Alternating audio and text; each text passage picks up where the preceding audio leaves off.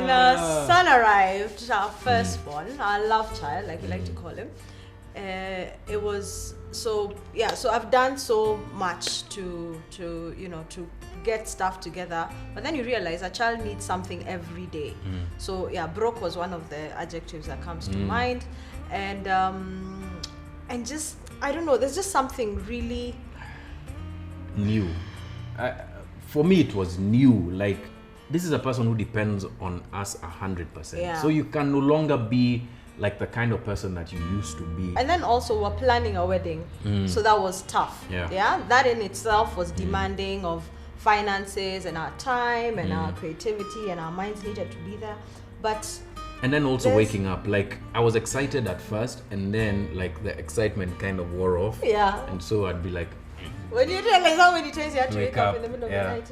But so for him, it was like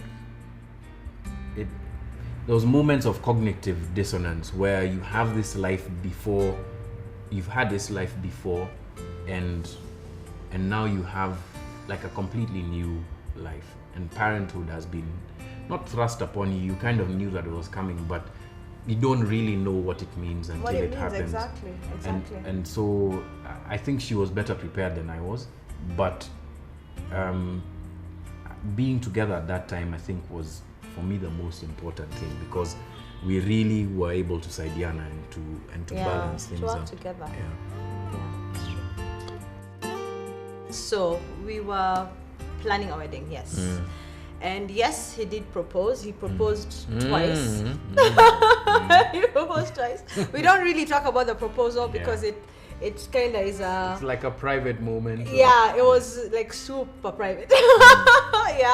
It was, but it was really at a time when we were both ourselves, and there was no hoo-ha around it. And he asked me to marry him, and I remember the first thing I asked him, like, are you serious? Because even at that point, I wasn't absolutely sure that this is what we should be doing. And we also had a lot of uncertainty about, are we doing it for the right reasons? Is he doing it because he feels he needs to, he doesn't want to shirk responsibility, or is he doing it because he truly does care about me and about our baby?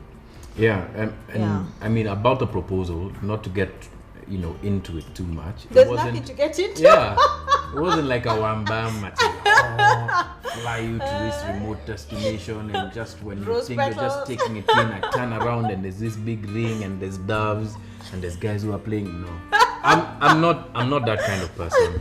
Like, I don't know that we either of us is. I'm not that kind of guy. So I think I can be romantic, but at that point I just wanted to be sincere.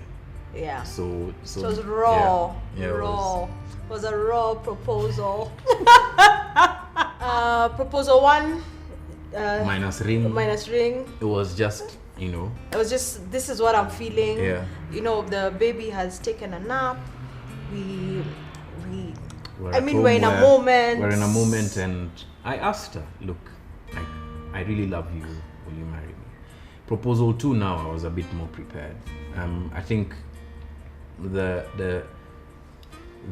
highlight of proposal 2 was the engagement ring, just to show like my intent. So I went out and I looked for one, and I don't know whether it was too big.